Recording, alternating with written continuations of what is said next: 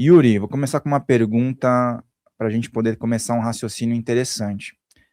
Dentro da Kabbalah e dentro daquilo que você considera amplo, existe uma maneira direcionada para ter um contato real com os anjos e como que você costuma realizar? Ótima pergunta. Eu acho que, assim, a primeira coisa que a gente precisa compreender é o que são anjos e depois como entrar em contato com eles. Então, num primeiro momento, a gente tem que tirar essa fantasia antropomorfizada de que anjo é aquele negocinho bonitinho renascentista, que é uma criança com asas, né? Que é essa figurinha que a gente foi ensinado a pensar.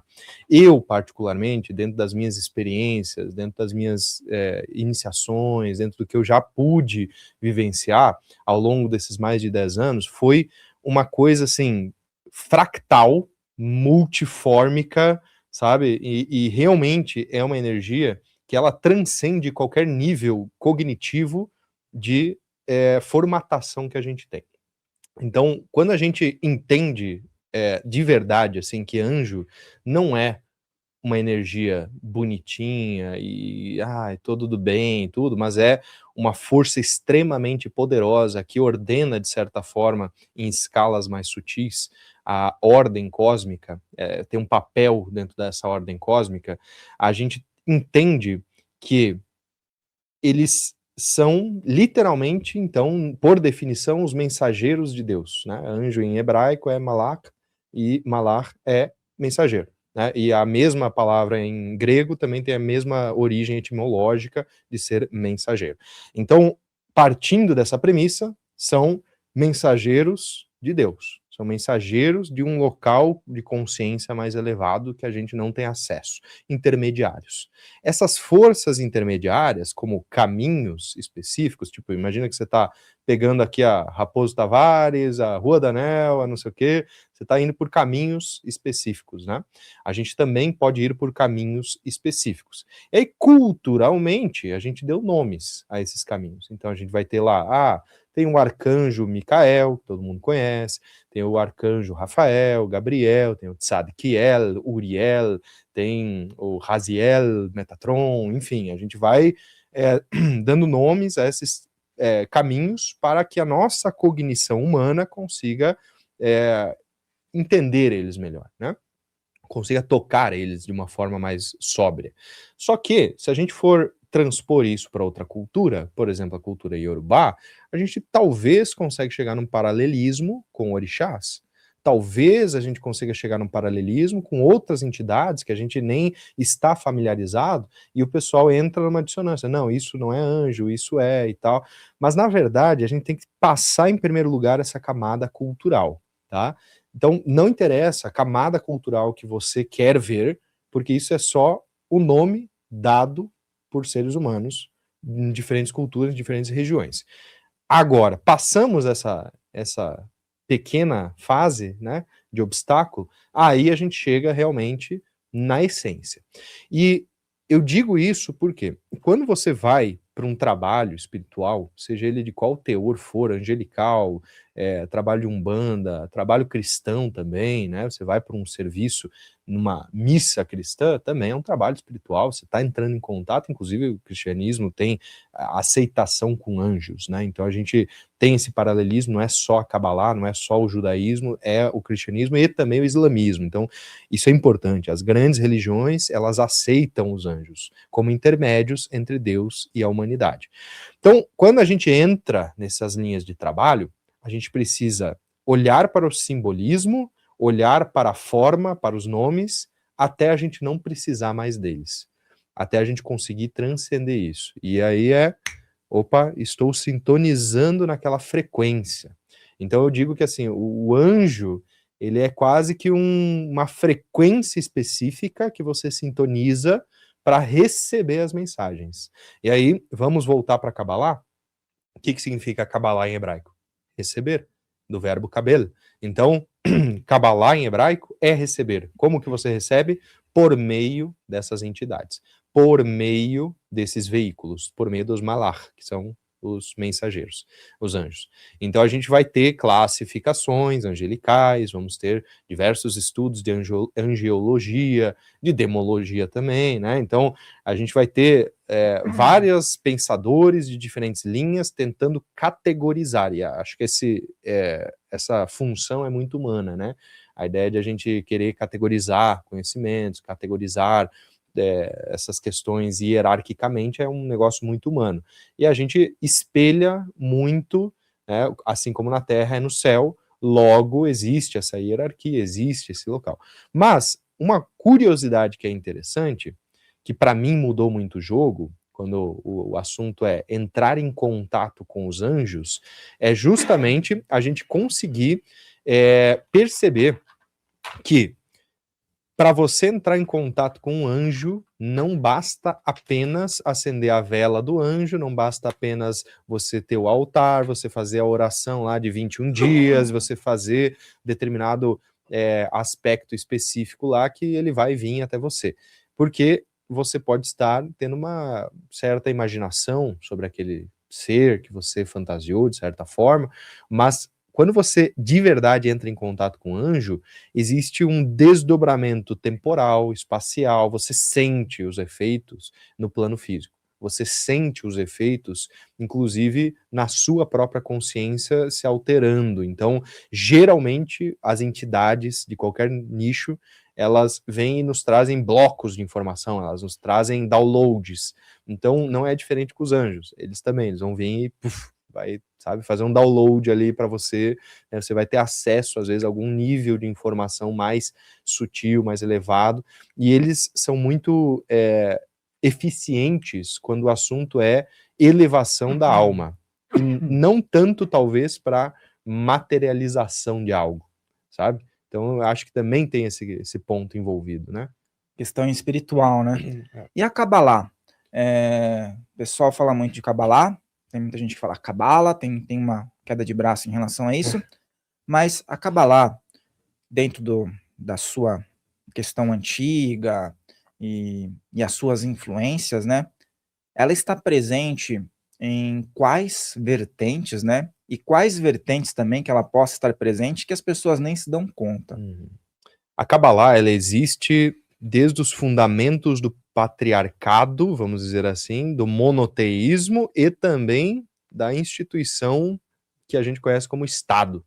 Então ela está envolvida, sim, em ordem política, em ordem militar, em ordem espiritual, em ordem de ordens mesmo esotéricas, como maçonaria, rosacrucianismo e outras mais, né, martinismo, martinesismo, enfim, a gnose também bebe da Kabbalah. Então, o fundamento do que a gente conhece como esoterismo, ele está 100% embasado na Kabbalah. A gente não tem magia, a ideia, o conceito de magia não está separado de Kabbalah. E quem separar é porque de alguma forma é ignorante das origens. Tanto que, se a gente for olhar, Wicca, mas é bruxaria natural. Não, o cara que criou o Wicca era discípulo do Aleister Crowley, que bebeu das fontes cabalísticas. Então, logo, uma coisa deriva da outra. Porque o cristianismo... Não, o cristianismo é literalmente a cópia... Eu digo que assim, as religiões, os três grandes, os monoteísmos, né? Eles são uma grande série da Netflix com 3 temporadas. A primeira temporada é o judaísmo, a segunda é o cristianismo e a terceira é o islamismo, né? Porque eles são literalmente a continuação da mesma lore ali, da mesma historinha. Então, tudo que a gente conhece como cristianismo deriva, né, dos conceitos, das estruturas epistemológicas, ontológicas e também escatológicas do que é o judaísmo tradicional. E a primeira forma de misticismo conhecida historicamente pela humanidade se chama Masé Merkavá, que foram os primeiros manuscritos encontrados lá no Mar Morto, nessa região ali do Oriente. Então, assim, historicamente falando, os primeiros manuscritos que são assim muito anteriores a Jesus, agora não vou dar uma data exata porque não me recordo, mas eles são bem anteriores a Jesus, assim, pelo menos uns 5, 6 séculos antes, eles são chamados Masé Merkavá, que é justamente o estudo da Merkaba, que é o protótipo do que seria hoje conhecido como a Kabbalah moderna, com a árvore da vida, com essa ideia de a gente ter um veículo de luz, que é a Merkaba, que vai fazer essa projeção de ascensão, sabe? Então, eu acredito que a angiologia e esses princípios cabalísticos, eles são extremamente ancestrais. Assim, num nível que é a primeira coisa que o ser humano escreveu, é isso, sabe? É a primeira forma de misticismo. Aí o pessoal vai falar, mas os Vedas indianos são mais antigos e tal. Historicamente não é. Historicamente não é. Eu posso achar algum escrito dos Vedas que vai falar, não, isso aqui já existe há 5.000 anos. Assim como eu também posso achar um escrito lá cabalístico falando, não, isso aqui existe desde Adão. Quem tá certo? Aí tem uma questão de crença versus história versus, né? Porque a antiguidade, vamos colocar em caixas. A antiguidade do Egito, a antiguidade da Índia, a antiguidade do Oriente Médio, dos persas, dos babilônicos, sumérios. Bom, a gente observa algumas intersecções, como você falou, né? E por que quando a gente fala sobre, por exemplo, anjos, as pessoas com certeza recebem bem? A partir do momento que você fala, não, tem um processo cabalístico, as pessoas falam, peraí, mas isso daí eu acho que já tá meio esquisito. Acontece, você sabe muito bem disso, né? A pessoa se familiariza, né? Ela, o anjo, eu quero que o anjo venha até a minha casa, eu quero receber a visita de um anjo. Mas esses negócios de cabala aí eu não quero me meter, porque ouvi falar... Dos Illuminati. Ouvi falar que isso daí tem treta no meio, né? E aí como é que você explica que esse contato é fundamentalmente ligado, não tem como separar? Eu acho que a ideia mais popular de anjos é a ideia dos salmos, dos anjos, dessa ligação, assim, tipo, você vai recitar os salmos, você vai entrar em contato com essas hostes celestiais, você vai rezar para o seu anjo da guarda, né? Então, todas essas questões que são nos ensinadas desde a infância, inclusive, elas vão formando o nosso senso de crença, né? E aí esse senso de crença do que é bom, belo e verdadeiro, ele é, de certa forma, uma doutrina familiar que vai nos trazer, olha, isso aqui é bom, isso aqui já não é tanto, né? Então, pela mídia, a Madonna lá faz um show meio suspeito e é cabalista, então acho que cabalá não é bom, ou sei lá, tem umas pessoa meio Illuminati aí que, né, os poderosos aí que são envolvidos com esse negócio, talvez não seja o certo a se fazer. Então, a gente tem uma discriminação social, uma discriminação de existe uma elite maquiavélica que usa disso, então logo isso é ruim. E sim, existe a elite maquiavélica que usa Kabbalah para o mal? Existe, infelizmente, só que ela não é do mal. As pessoas precisam entender que salmos são Kabbalah. Tipo assim, é tão básico quanto isso. Se você acredita de alguma forma no Antigo Testamento, você acredita na Kabbalah. Se você de alguma forma lê os Salmos e vê um poder ali, aquilo é cabalístico. Se você reza o Pai Nosso, ele é cabalístico. Se você acredita em anjo da guarda, isso é um conceito cabalístico. Se você acredita em Espírito Santo, o Ruach HaKodesh, ou Hakadosh, você acredita em Kabbalah. Então, na verdade, as bases epistemológicas, né, do conhecimento que a gente tem, elas popularmente não são, mas na verdade elas são. Na verdade mesmo, você está envolvido num mundo cabalístico, só que você não sabe. E, inclusive, toda essa estrutura, porque por definição, a Kabbalah, ela é muito numerológica também, né? O pessoal fala muito sobre a numerologia cabalística e tudo, mas assim, a gemátria, que é a numerologia cabalística de verdade, não essas que são às vezes propagadas por aí, ela ela tem uma estrutura matemática, e é aqui que eu acho que entra a beleza do negócio, porque não depende tanto da fé. Ela é literalmente uma estrutura matemática que sustenta a realidade. E aí essa estrutura matemática, ela pode ser provada de diferentes formas. Assim, o ângulo da molécula de H2O, por exemplo, no seu estado perfeito, ela vai ser 108 graus. Então, os Hs ali no O vai ser 108 graus. Então, quimicamente, existem números específicos que também são reflexo desses números cabalísticos, dessas ordens mais elevadas que sustentam o universo. 3, 7, 12, 22, são números que aparecem muitas vezes, né? A gente tem 33 vértebras, por exemplo, né? Então tem os 32 graus ali dos caminhos de sabedoria da Kabbalah, né, que são as 10 Sefirot, mais os 22 caminhos, e o 33 seria esse Ein Sof, seria esse vazio em que tudo isso existe. Então a gente vai ter toda uma ressonância biológica com a numerologia, com a física, com a química, com a crença. E eu acho que a crença tem que vir por último aqui. Ela tem que estar subjugada, de verdade, assim, ao que a gente vê, ao que a gente sente, sabe? As coisas que a gente, você consegue na sua mão contar os números divinos, sabe? Então, as falanges do seu dedo, né? 1, 2, 3, 4, 5, 6, 7, 8, 9, 10, 11, 12. E aí você tem um desdobramento do número 12, 3 mais 4 dá 7, 3 vezes 4 dá 12, aí você tem os elementos, você tem a trindade divina, né? Os 4 elementos e a trindade divina formam todos esses números que são sagrados, e aí você vai desdobrando isso, e sabe? Então acho que a nuance aqui, ela é muito mais complexa do que o pessoal que sequer imagina. Porque às vezes a pessoa fala, eu sou cristão, então eu não posso estudar o Kabbalah. Mas aí ela vai lá e fala, em nome do Pai, do Filho e do Espírito Santo. Né? Fez um sinal cabalístico. E aí, como é que fica? Nem sabe. A cruz, o sinal da cruz, ele é cabalístico.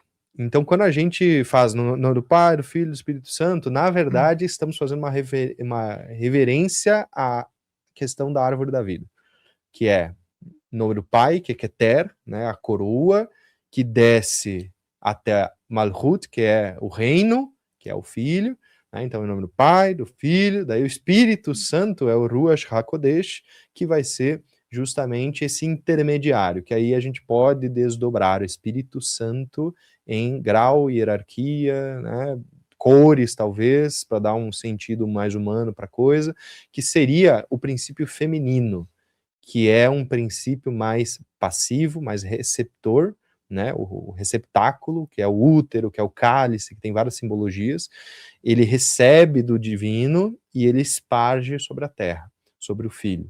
Então a gente vai ter esse Espírito Santo, nessa linguagem cristã, como a representação do que seria esse feminino, né? Só que, obviamente, podia ser uma figura feminina, né? Não sei por Deus quê. Pai e Mãe, né? Deus Pai e Mãe, Porque esses dias eu até fiz um vídeo, inclusive eu tô para fazer um outro em relação ao Pai Nosso que você falou. Mas eu fiz um vídeo sobre um salmo específico, e aí eu vou decodificando, colocando significados ocultos, e aí eu represento alguma carta do tarô, que tem relação, questões cabalísticas, e as pessoas, elas falam, nossa, não tinha me dado conta disso. Porque às vezes a pessoa, ela vai falar o salmo, ela fala, nossa, é agressivo esse salmo. Mas ela não vai para o interior e entender as camadas. E aí fica meio solto. E muitas pessoas falam assim, olha, quero entender sobre Kabbalah, mas basicamente, onde eu posso aplicar? Para que serve? Eu vi um comentário, para que serve a Kabbalah? Olha, a Kabbalah, ela serve tanto para organizar sua casa, quase como um Feng Shui, ela serve para organizar suas emoções, para organizar uma empresa em setores. Eu tenho empresas que, quando eu comecei a aplicar a Kabbalah, cara, chega a ser mágico, porque as coisas funcionam, sabe? É você botar as peças certas no lugar certo. É você entender a natureza das pessoas. Quase que um perfil comportamental, uma análise DISC, essas coisas assim, só que num nível mais profundo. Então, por exemplo, dentro dos treinamentos que eu ensino, tem o Caminho da Ascensão, que ele vai ser um mais espiritual. Então, a Kabbalah, ela vai estar focada na essência dela, que é espiritual. É você, de fato, ter um caminho para se conectar com o divino sem intermédios. Então, ali, a gente vai desde meditações com os nomes divinos, a gente vai entendendo na estrutura lógica da coisa, com a razão, mas também aplicando na nossa vida prática para encontrar uma missão, um propósito maior, porque para Kabbalah o propósito é importante, a gente seguir isso, é seguir o entusiasmo em Deus, né, o Deus interno. Então a gente seguir o entusiasmo é basicamente você seguir com o que Deus quer de você. A gente fazer o Tikkun Haolam, que é a retificação dos planos. Então um conceito que é interessante na Kabbalah é você poder retificar os teus erros, tuas cagadas kármicas, vai. Então, essa ideia, ela é muito importante, e é aqui que a gente tem uma cisão, inclusive, bem fundamentalista com a visão hinduísta. Que o hinduísmo, que é a origem do karma, né, desse conceito, ele não acredita que é possível retificar o karma. A Kabbalah, por outro lado, sim. Logo, todas as questões mágicas, todas as questões de manipulação de energia, todas as terapias, tudo isso deriva desse conceito epistemológico, de que é possível, sim, através de ações, de caridade, de rezos, de, né, mandingas cabalísticas, você, de alguma forma, mudar questões kármicas, tá? Então esse é um conceito bem importante para o pessoal entender, para aplicação prática, né? E aí a gente tem essa questão do relacionamento, que, cara, Kabbalah para relacionamento, ela tem um local, assim, muito especial também. Lógico que a gente tem que tirar um pouco esse véu construído, né, de certa forma dentro da religião, do que é um matrimônio perfeito entre um homem e uma mulher, que tem que ser assim, assado e tal. Então, tem muitas regras que eu acho que podem ser descartadas, mas isso é da religião, isso não é da Kabbalah. Mas a Kabbalah, ela ajuda você a ser uma pessoa melhor, a encontrar o seu propósito e a viver o teu propósito de verdade. E além disso, obviamente, ganhar dinheiro, porque a gente sabe que os judeus são famosos por causa disso, né? Sim, por Então tem uma saberem, né? estigma, assim, mas é verdade, tá? É verdade, porque tem ali alguns segredos que ajudam bastante. É uma questão de organização, de tradição, né? Você falou da palavra, você falou tikkun, né? Uhum. Tem muitas pessoas que falam que na tradição judaica vai tá inserido isso, né? Que é muito Sim. característico, nas outras não menciona tanto.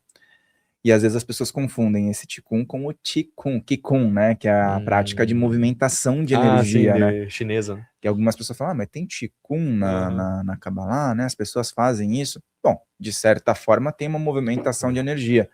Mas poderia explicar um pouquinho melhor esse aspecto para as pessoas, né? Que já tiveram pessoas que perguntaram sobre isso, né?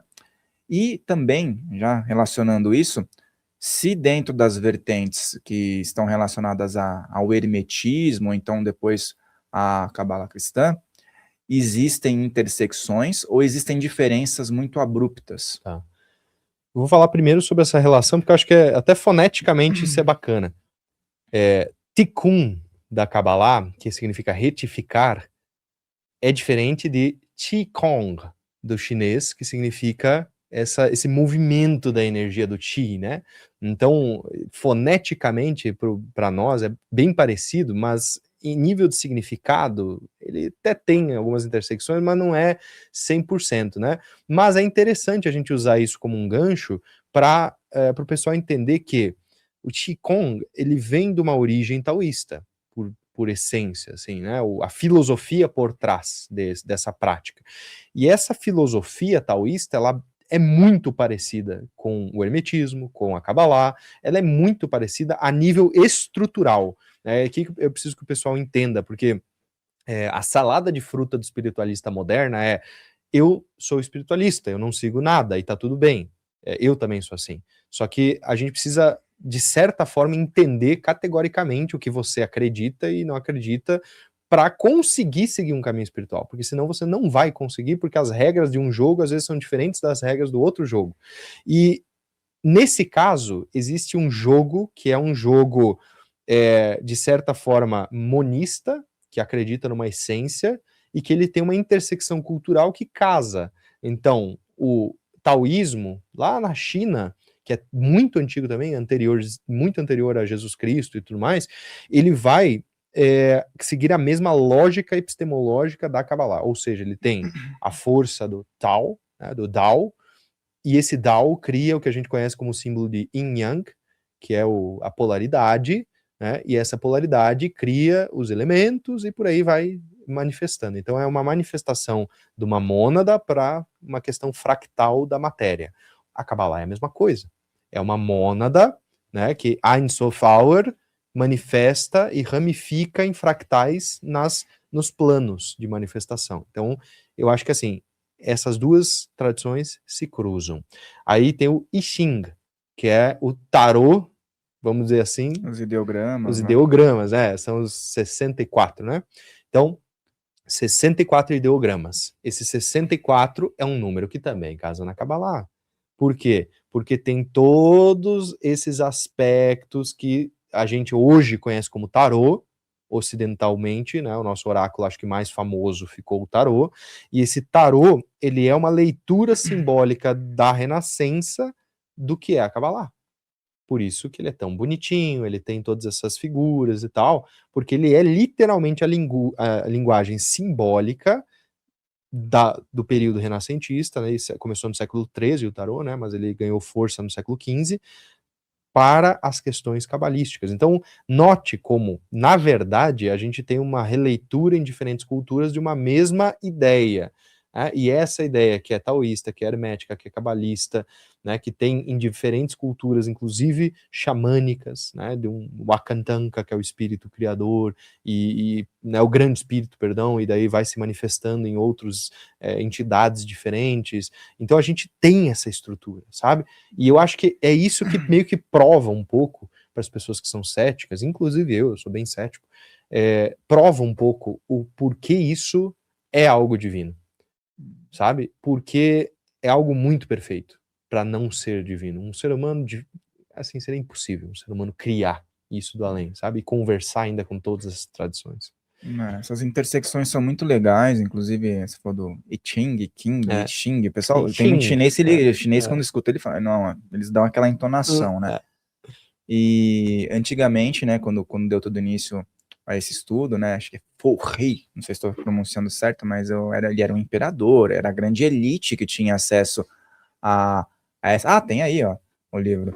Vamos lá, mostrar pro pessoal aí, então. Aqui, pessoal, esse livro aqui, ó, Prefácio do Jung, hein? Não é o livro das brincadeira, não. mutações. E aqui tem várias conexões, né? Cara, deixa eu fazer um comentário. Rapidinho. Aqui, o I Ching com o prefácio do Jung. Sabe que um dos livros que mais marcou a vida do Jung, quando ele comenta, é O Segredo da Flor de Ouro. Que foi assim, que para ele, né, foi realmente assim um desbravar da alquimia da alma, esse livro. E o Jung, ele é um grande estudioso da alquimia, da própria Kabbalah, né, e dessas artes herméticas, e ele conseguiu trazer um paralelismo muito profundo para a psicologia. Então eu acredito que o Jung, ele é um grande sábio, né, da Kabbalah, do hermetismo, do taoísmo, que conseguiu costurar esse tecido fino do simbolismo ancestral também, né? Com a psicologia moderna. Não, legal, porque ele foi um rebelde, né? Um cara que rompeu vários paradigmas, né? E é legal a gente fazer essa relação, porque às vezes as pessoas pensam, né? Ah, mas uma coisa é uma coisa, outra coisa é outra. Sim, mas tem relações, né? A antiguidade de cada povo se comunica. E é legal a gente falar sobre isso. E também, o que eu observo é que hoje tudo é relacionado com análise, né? A pessoa vai fazer o mapa dela, a pessoa vai consultar um tarólogo, a pessoa quer jogar o búzios, a pessoa vai firmar uma vela para o anjo da guarda, entendeu? A pessoa, ao mesmo tempo, tá numa conexão com espíritos da Umbanda, vai no centro espírita, vai no Reiki. As pessoas estão caminhando em vários locais, mas elas não observam muitas vezes o que você falou. Essa sincronicidade, voltando a falar aí do Jung, né? Presente nas tradições, né? Existe um tecido fino que liga todas as tradições antigas. O nome disso é a sabedoria perene. Tá? A sabedoria perene é aquilo que liga o taoísmo, o hermetismo, a alquimia, a Kabbalah, o cristianismo esotérico, que liga também a cultura iorubá tradicional, sabe? E o mais incrível de tudo isso é que a gente não precisa forçar sincretismos ou paralelismos. Eles existem, gente. É número, é um negócio, sabe, que não depende da sua crença. Você acredita no número 7? Pô, ele tá aí.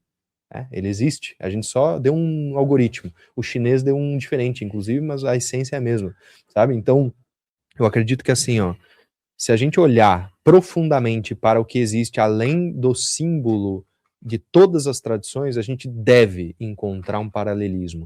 As coisas têm que conversar. Eu tenho que ser possível sentar na mesa com um chinês taoísta ou shintoísta, né, que é a religião chinesa, e eu tenho que conseguir conversar. Porque, na essência, se não houver uma verdade, além das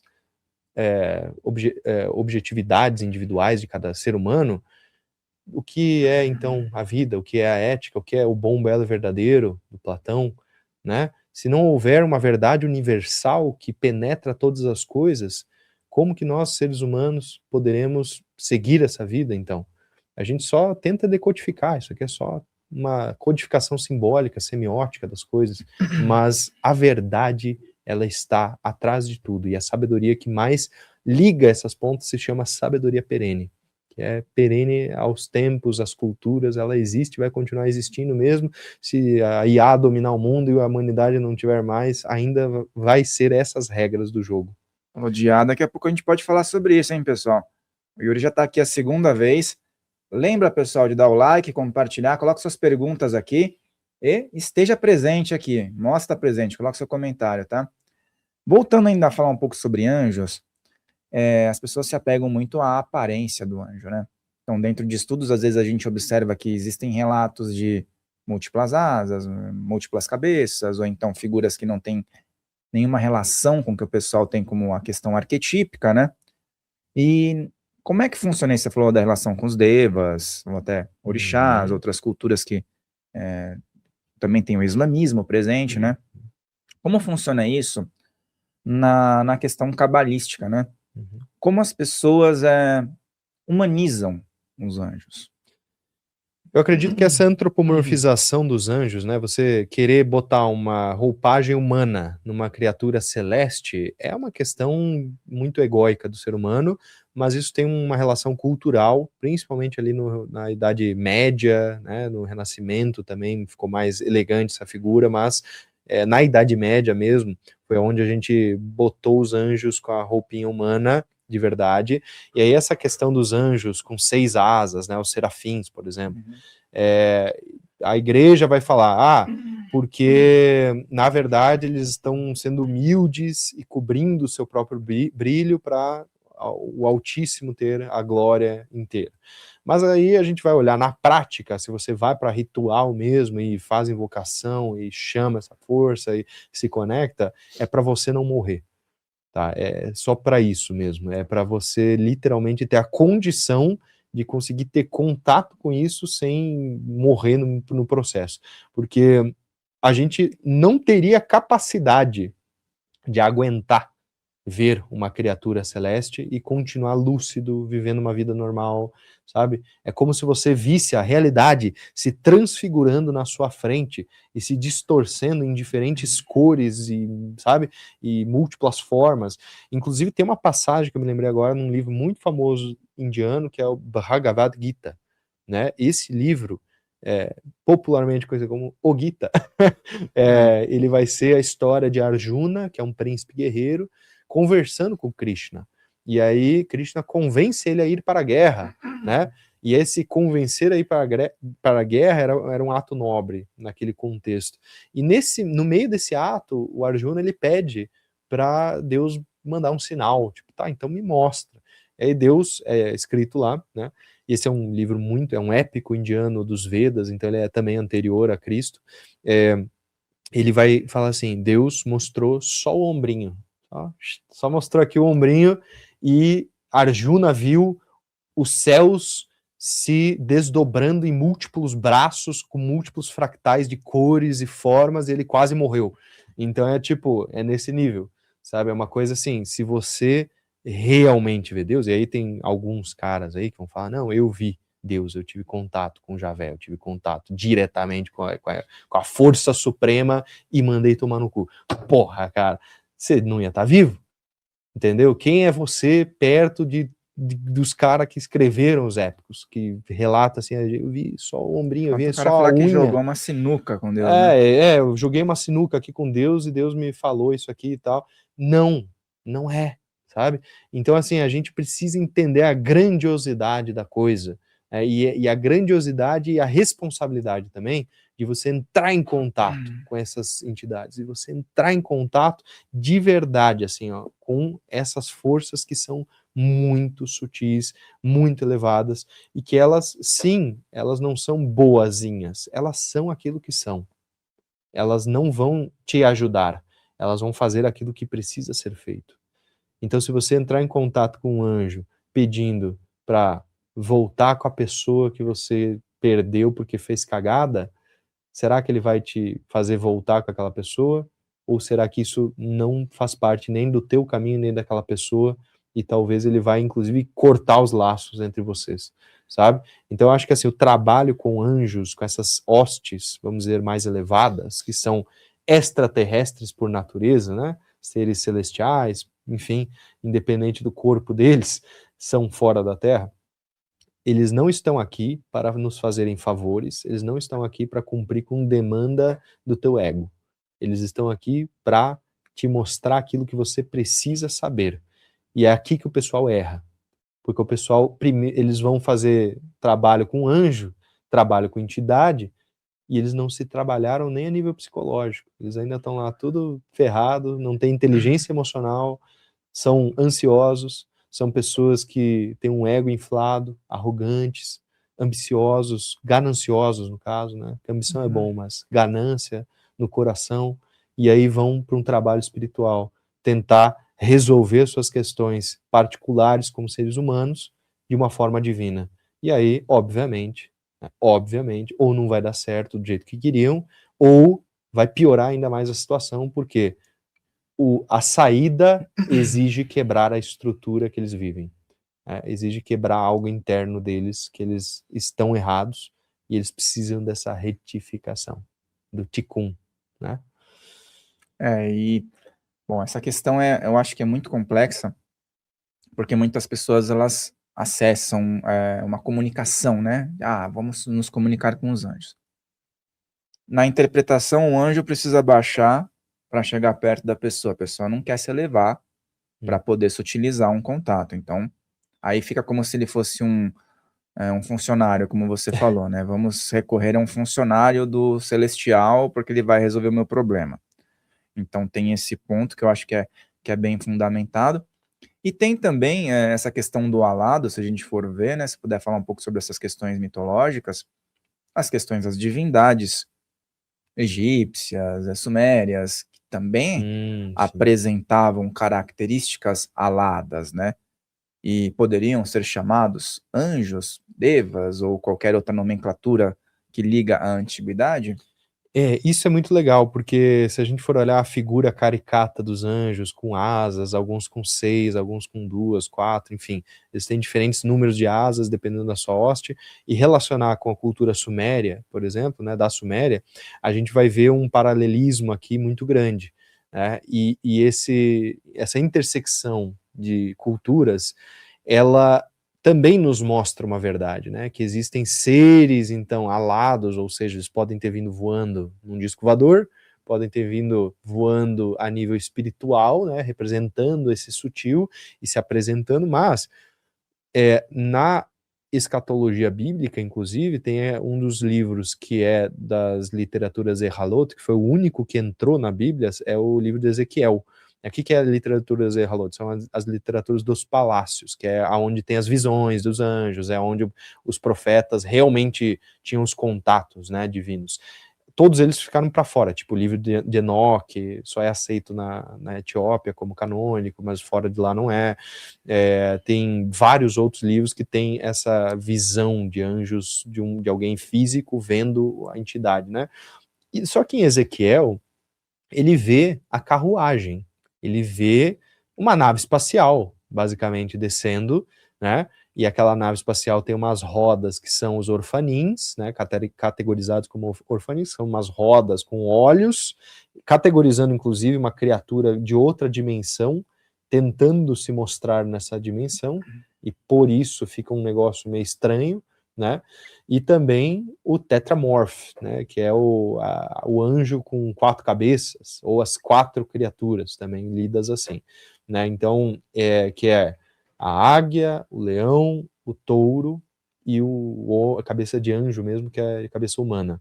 Então, tudo isso são criaturas bem estranhas, né? Então, se a gente for olhar para anjos, parece que são criaturas extremamente estranhas, extremamente diferenciadas, só que essa ideia, essa visão, ela é a mais fidedigna. Ela é mais fidedigna. E aí eu acho que, assim, os egípcios, eles tentavam trazer as deidades principalmente com cabeças de animais, né, para não ser também comparado a um ser humano, para trazer uma ideia. Né? Então, o falcão. Na verdade, não é porque é o falcão, é porque tem uma visão de longo alcance, é o olho do sol que tudo vê.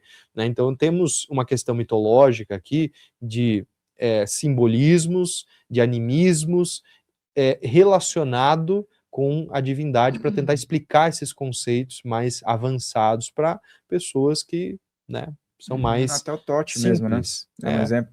O Tote, ele foi humanizado pelos... A figura do Tote, hermética no caso, né? No Egito não era uma cabeça humana, né? Depois humanizou. E aí é o mesmo cara, é a mesma egrégora, é a mesma, se a gente for ver. Agora, isso tem muita relação com o que você falou, né?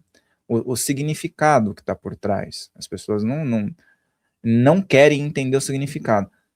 E por que eu falei sobre isso? Porque hoje a gente vê muito popularmente falando, a figura do, o pessoal fala Arcanjo Miguel, Micael, né? E é o arcanjo mais popular. É a bola da vez, né? E como é que é essa figura dentro de uma dualidade, tá? As pessoas, elas também pedem para ele vir, intervir, seccionar, fazer justiça, dar proteção, trazer fé, mas não entendem muito bem isso que você falou, que é a questão do trazer a ordem, mas não é da sua maneira, é da maneira que tem que ser. Como é que é a figura de Miguel, vamos falar Miguel, né, que o pessoal gosta mais de ouvir Miguel. Como é que é essa figura dentro desse universo que você está falando? Qual que é a posição dele? É interessante porque Miguel, o arcanjo Miguel, ele vem da ideia de Micael, do hebraico, que quer dizer aquele que é como Deus, né? Ou aquele é uma pergunta, né? Quem é como Deus? Então, ele representa a ordem divina, né? E essa representação da ordem divina, o pessoal se confunde muito porque eles querem trazer ordenamento, né? Querem trazer uma guarnição, querem trazer infinitas questões na matéria. Só que não é sobre aquilo que você acredita ser o certo, é sobre o que seria do alto para cima, né? Então ele representa a espada da lei, a ordem num local divino, num local quase determinístico. Então o seu livre-arbítrio, aquilo que você quer, não interessa tanto, tá? Para essas hierarquias. Mas aí que está a grande magia da coisa, porque você usar a energia Micael vai te trazer para mais próximo de Deus. É inevitável. E se você estiver fazendo merda, ele vai consertar, ele vai te dar uns puxão de orelha, né? Ele vai te botar um pouco mais ajustado ali. Nesse ajustamento, a gente tem aquilo que é conhecido como ordem divina, de fato. Agora, tem uma questão muito interessante, que é o dualismo que existe e toda essa ideia por trás, né, da batalha dos céus. Então, quando a gente olha para uma estrutura dualista da realidade, a gente vai olhar para essa ideia de que existe uma força do bem e existe uma força do mal. Sabe uma coisa interessante? O pessoal desconhece a verdadeira origem da batalha dos céus. A origem da batalha dos céus, ela começou com essa rebelião de Lúcifer. E a rebelião de Lúcifer, ela se deu com um grupo de anjos que estavam junto ali com Satanás, vamos dizer assim, na linguagem popular, e eles lutaram contra o grupo de anjos que estavam ali em prol de Deus, governados, né, com o comandante Micael. E aí Miguel e Satanás tiveram esse confronto. Beleza, essa batalha dos céus é bem conhecida. O que não é conhecido, que é o mito iniciático da queda de Lúcifer, é justamente que Lúcifer, na batalha, tomou um golpe no seu diadema. E aí esse golpe da espada da lei de Miguel, ele fez quebrar o terceiro olho de Lúcifer, que era um diadema de esmeralda, e essa esmeralda caiu junto na Terra. Então, a visão do anjo que era o mais belo, o mais próximo e poderoso, que era o Lúcifer, caiu na Terra como a dualidade, simbolicamente, né? Se fragmentou no dual e caiu aqui.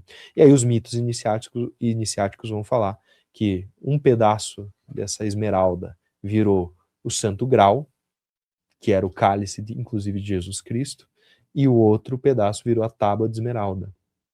Então, eles vão trazer essa mitologia, essa lenda iniciática, que ela tem uma representação. E eu acho que é aqui que o pessoal começa a confundir, tá? Por quê? Aqui está o fogo de Prometeus, né? O Prometeus, na cultura, vamos dizer, greco-romana, né, para expandir um pouco, ele vai ser aquele que rouba o fogo do Olimpo, que só existia nos deuses, e traz para a humanidade. Então eu acredito que Lúcifer, nesse sentido, ele também é esse ser.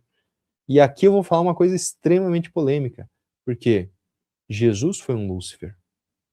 Jesus foi Lúcifer em sua vida aqui na Terra, porque ele trouxe a luz para a humanidade. E aí a gente precisa olhar para a etimologia da palavra, luxiferris. Lux, luz, ferris, trazer.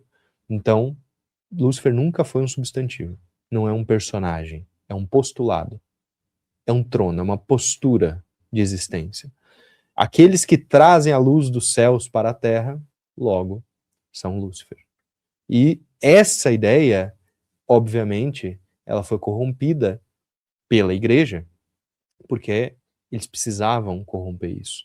Eles precisavam fazer com que o povo acreditasse que isso era mal. Essa luz era ruim. E a nossa luz da igreja é a luz boa. É só essa que traz a salvação, por intermédio da igreja. Inclusive corrompendo assim a origem da palavra religião, que não é religare, é relegere. É relembrar e não religar. Porque religar pressupõe que em algum momento a gente esteve desligado. E a gente não está desligado da fonte. A gente só se esqueceu. O seu trabalho é relembrar, é acordar. E a gente acorda com a luz dessa sabedoria maior, que nada tem a ver com Satã, Shaitan, que é outra palavra. E é aí que o pessoal confunde. Lúcifer não é Satã, gente. São duas coisas diferentes. Shaitan é o adversário, na etimologia original do hebraico, né? É adversário. Depois o grego também, que tem mais passagens com a palavra Satã no Novo Testamento do que no Velho. Então, a gente pega do grego e do hebraico, os dois são adversários. Tá? O adversário, não necessariamente, ele vai ser do mal. Óbvio que o adversário de Deus, que é a fonte do bem, seria entendido como o mal supremo. Só que aí a gente precisa pensar, tá, mas Deus vai criar o mal para quê então? Né? Só para ele ter com quem brigar? Será que ele queria fazer uma treta multidimensional em escala cósmica, assim, só para se divertir? E aí existe essa questão do adversário ser aquele que provoca também você. Então, existe uma função divina em Satã. E aqui eu não quero que você entenda que, não, siga Satã de alguma forma e tal. Não é isso, gente. Não é. Vocês precisam ser maduros para essa conversa. Né?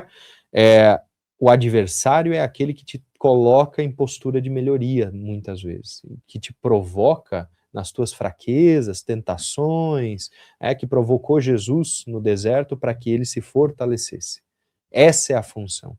É tentar quebrar os bons, para que eles se tornem inquebráveis. Essa é a função de Satã.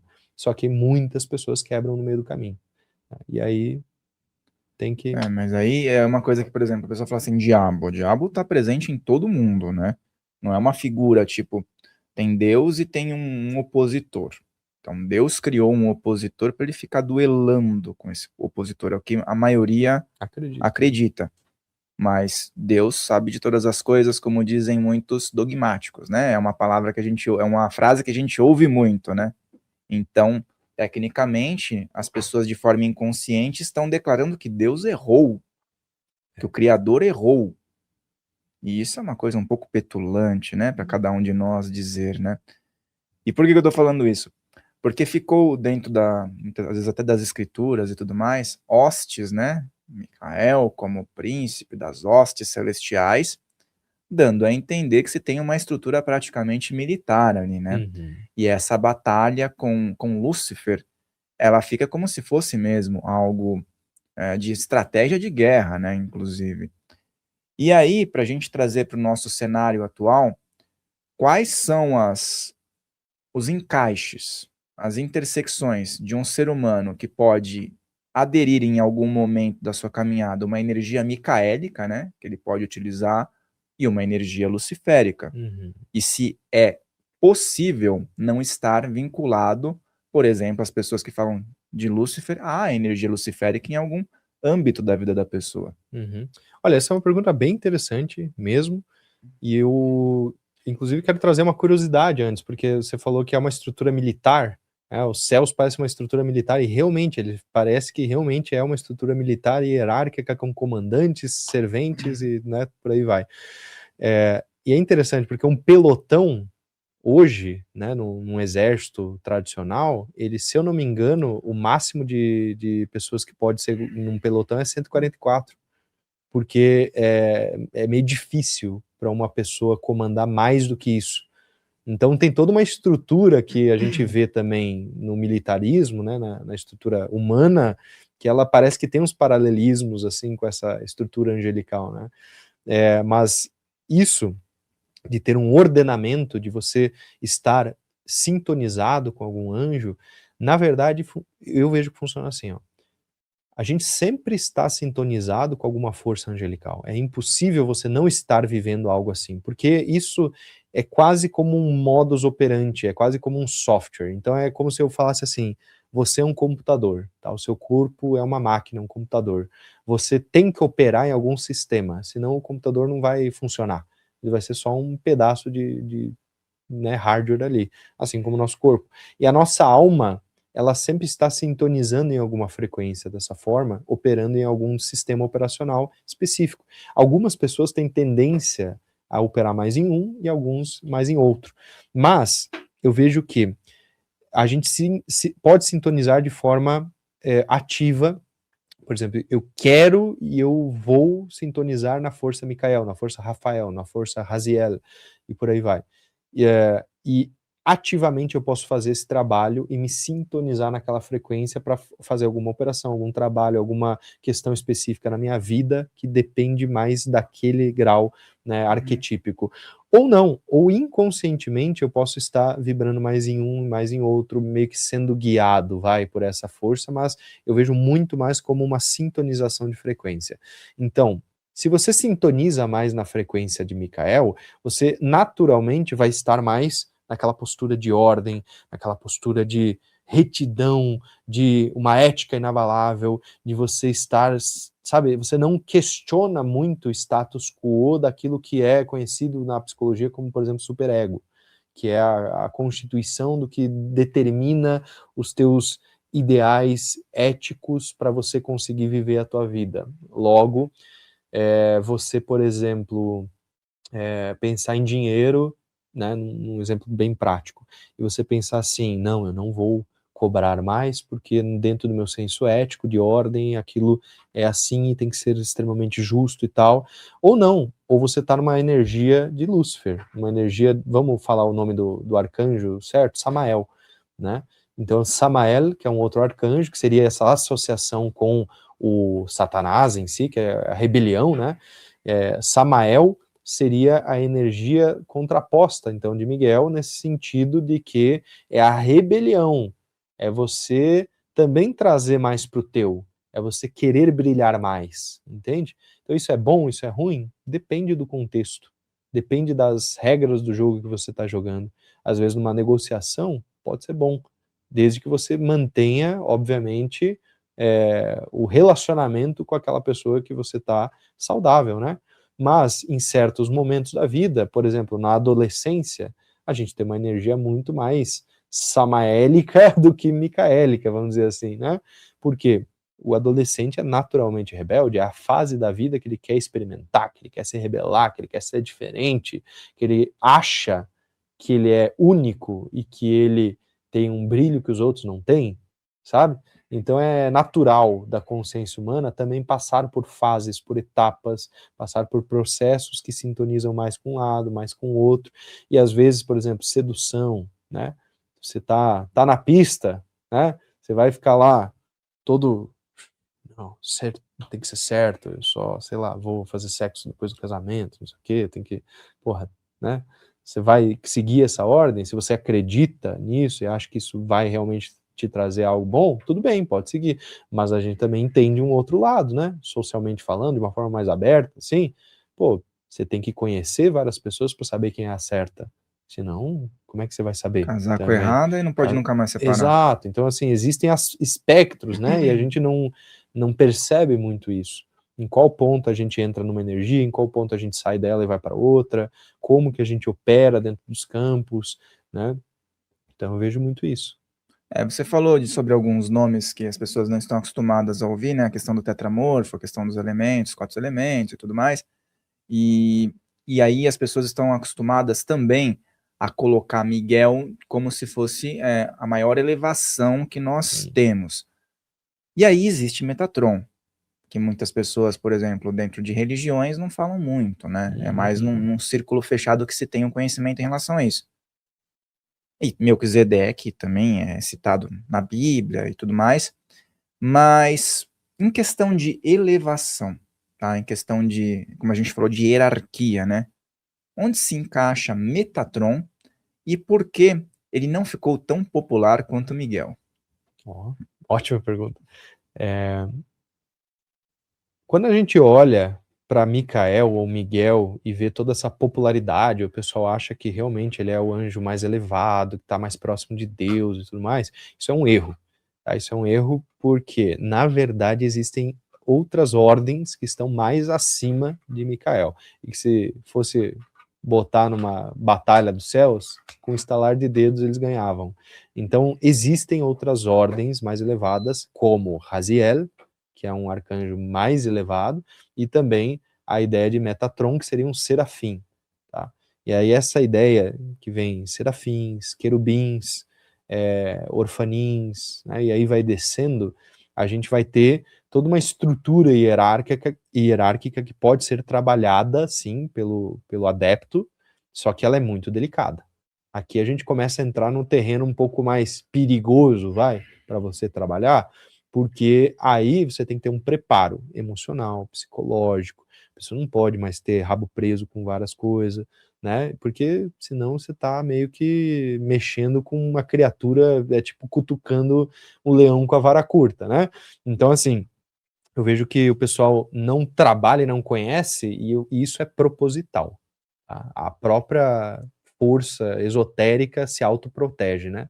Então, o pessoal não conhece essas forças mais elevadas porque ainda não estão prontos para conhecer mesmo. Então, deixa eles acharem que Micael é a coisa mais elevada mesmo, porque é isso que eles conseguem, sabe? Não estou falando que Micael não seja elevado, é extremamente elevado e é extremamente poderoso. Eu posso passar a vida inteira trabalhando com essa força que eu vou evoluir muito, mas hierarquicamente existem coisas acima. E só que essas coisas são muito delicadas. E essas forças, assim como Metatron, Raziel e outros arcanjos e entidades, elas aparecem na Bíblia, só que elas aparecem mascaradas. Por exemplo, sabe a história de Adão e Eva, quando eles estão sendo expulsos do paraíso, eles recebem, né, vamos dizer assim, um certo manualzinho para eles conseguirem voltar. Quem dá esse manual é Raziel.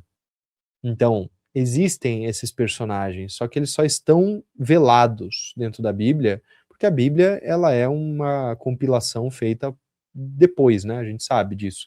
Conselho de Nicéia e tudo mais, que determinou o que que é Bíblia e o que que não é. Então, o que não era a Bíblia, né, que antes era e ficou aquela confusão, ali tem outras informações, que são os textos apócrifos, como Enoque e outros mais. Esses textos apócrifos, eles detalham um pouco mais, e aí o judaísmo mais tradicional, eles vão guardar um pouco melhor essas informações no Talmud, né, em outros textos assim, que eles trazem um pouco mais de nuances do que é esse outro lado, que é a Cabalá de verdade, que é o contato, né, com esses mensageiros mais elevados.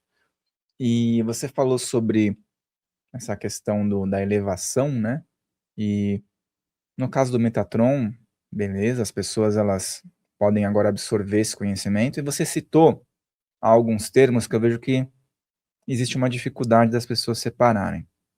Querubins, serafins, anjos, arcanjos. Em que caixa que fica cada nomenclatura dessa e essa hierarquia que você falou, né? Porque às vezes a pessoa, tudo bem, a gente pode colocar tudo na caixa do anjo que o pessoal vai entender, né? Só que daí tem essas divisões, É. que são interessantes também. Cara, essa história do nome dos anjos é um negócio bem interessante. Teve uma vez que eu fiz um evento, e aí a gente estava super conectado dentro dessa egrégora cabalística e tal, e aí eu comecei a fazer uns chamados de Metatron. E aí teve uma menina que depois veio me falar, mas eu achei que uma hora você ia chamar o Optimus Prime ali.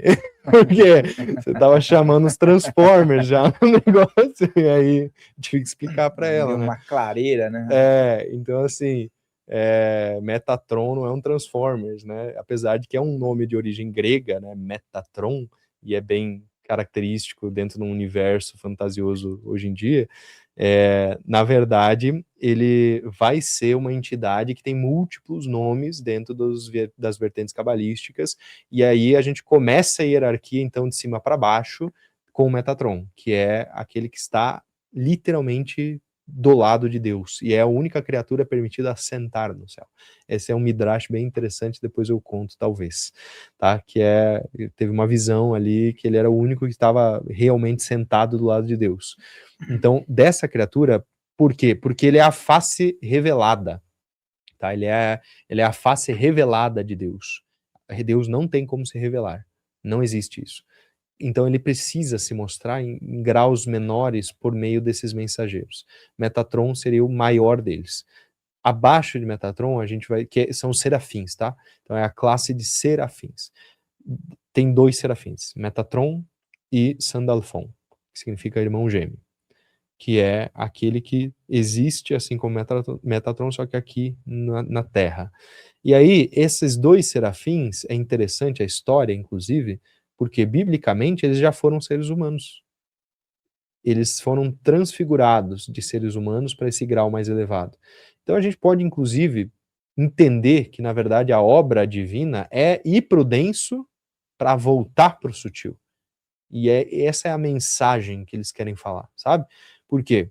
Enoque e Elias foram os únicos 2 da Bíblia, tá, que foram arrebatados aos céus de corpo e alma. Então, assim, eles não morreram, eles não passaram pelo véu da morte, eles foram levados de corpo e alma. São os únicos 2 personagens bíblicos que aconteceu isso. E eles foram arrebatados e transfigurados nessas figuras mais elevadas. Então, isso é bem interessante para a gente entender também a ótica da Kabbalah, de que, na verdade, nós temos um papel muito importante dentro desse cenário. E por mais que a gente está aqui embaixo, né, e eles estão lá em cima, a gente tem essa visão, nós aqui temos uma característica muito importante, que é o livre-arbítrio, que é a capacidade de evoluir com os nossos atos, ou não, né? E aí esse livre-arbítrio é o que nos torna mais divinos, é o que nos faz chegar mais próximo, que é o objetivo da alma. A gente às vezes só não sabe, a gente fica preso aqui nos paradigmas do prazer e da dor, e a gente esquece um pouco dessa unicidade que é a missão da nossa alma de verdade. Mas o nosso objetivo é esse. Então é muito importante a gente lembrar disso e contar um pouco dessa história.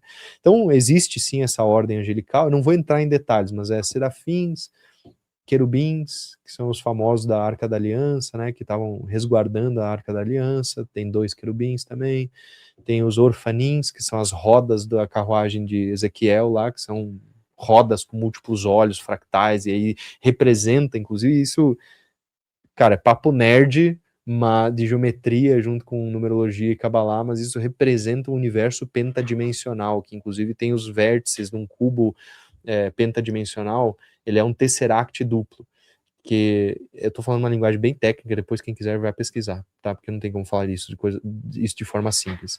É o desdobramento de um cubo em 4 dimensões, se chama tesseract. Da 4ª dimensão para a 5ª é um cubo pentadimensional, um tesseract duplo. Esse cubo pentadimensional, ele tem exatamente 32 vértices na sua geometria, que são os caminhos da Kabbalah. Então liga aqui com essa ideia de 10 e 22, sabe?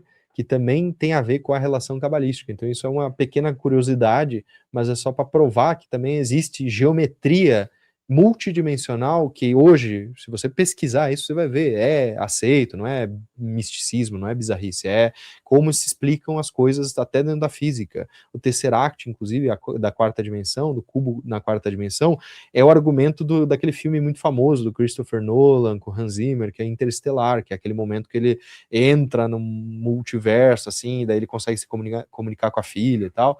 O nome daquilo seria o Tesseract, daquele desdobramento. Então é uma teoria da física, sabe? E eu acho que é isso que é mais bonito também, é olhar por detrás do véu mitológico e entender os padrões geométricos, numerológicos que existem dentro da relação universo causal versus filosofias esotéricas, por assim dizer, sabe? E aí voltando para os anjos, né? Eu acho que a classificação dos anjos ela vai variar muito, tá? Variar muito, porque daí temos as virtudes, potências e forças. Depois disso nós temos a hoste dos 7 arcanjos, que inclusive tem uma relação planetária, se quiser falar depois. Depois disso os anjos, e são 9. Que mais? Quantos que eu já falei? Serafim, querubim, Agora já. orfanim, virtudes, potências e poderes. Virtudes, poderes, arcanjos, anjos e a última classe. Me fugiu. Logo mais. Logo mais. Logo mais, você que tá aí vai ver. Porque agora eu vou fazer uma pergunta que é polêmica. Tem muita gente discutindo sobre Yahvé e a relação com os anjos. Que os anjos também, em algumas escrituras, estão submetidos à vontade de Yahvé. Quem seria essa figura?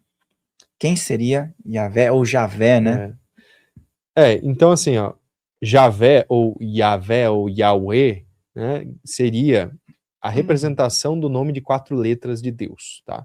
Que é Yod, Re, Vav, Re.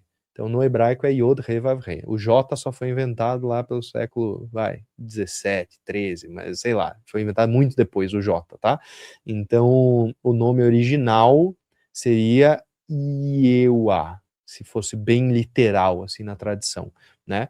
Mas a gente vai ter que entender que, além da nomenclatura, ela tem um conceito por trás, que os gnósticos, eles olham muito como um demiurgo, como um Deus, que na verdade não é Deus, mas sim um criador.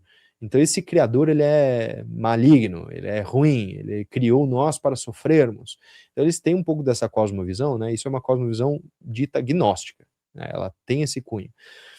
De que o demiurgo e os arcontes estão aprisionando a raça humana e de alguma forma usando a gente como gado para sugar energia, isso, aquilo, ouro, enfim. Aí tem todos os desdobramentos dessa história. Mas, na visão cabalística, isso é mentira. Então, se você acredita nisso, você não acredita na Cabalá. Tá? E eu não estou dizendo que uma coisa é verdade ou não é.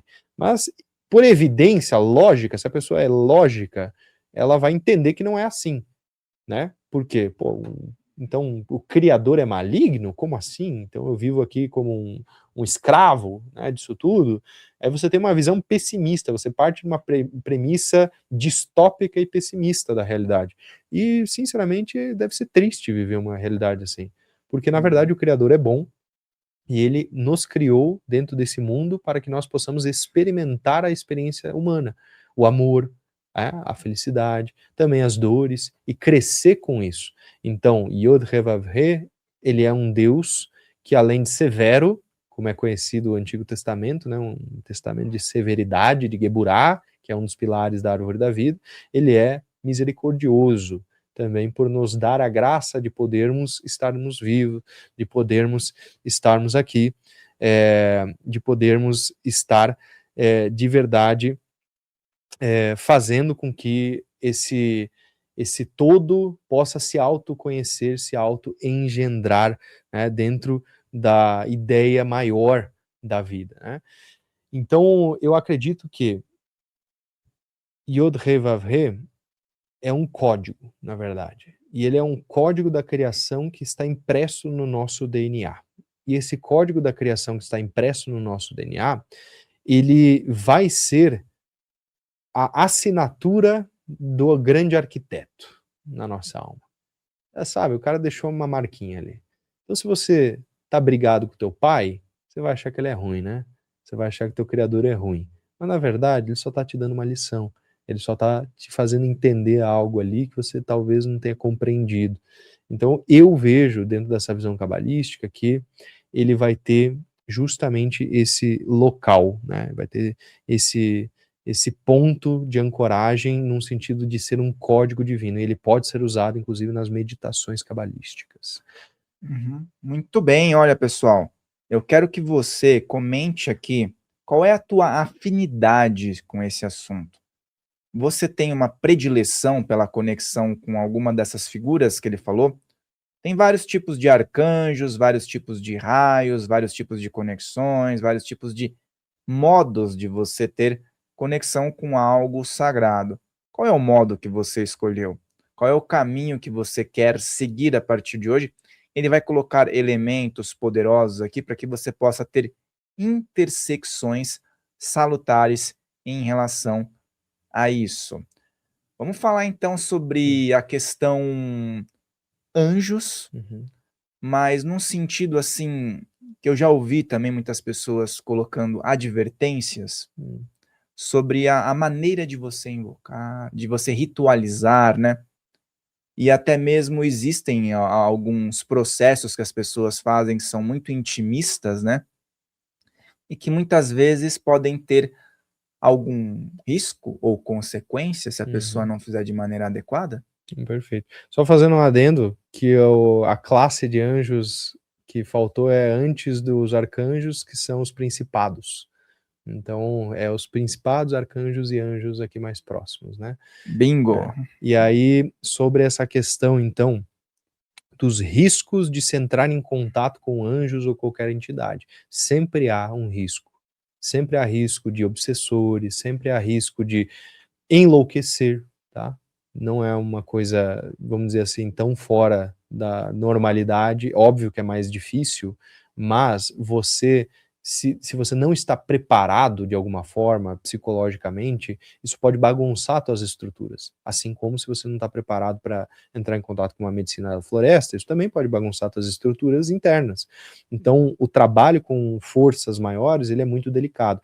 E eu digo que é por isso que ele é velado, tá? Por isso que ele não é popularmente algo conhecido. São poucas pessoas que realmente trabalham com essas forças, sabe? Então eu vejo que assim, é importante ter um preparo, é importante ter uma iniciação.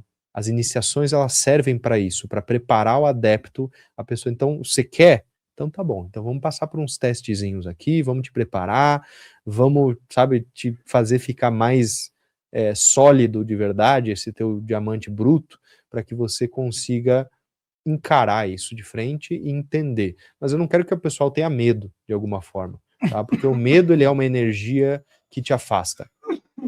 O medo ele é uma energia que te afasta da fonte. O medo é uma energia que te adensifica e não te deixa de verdade seguir a tua máxima potência enquanto ser humano.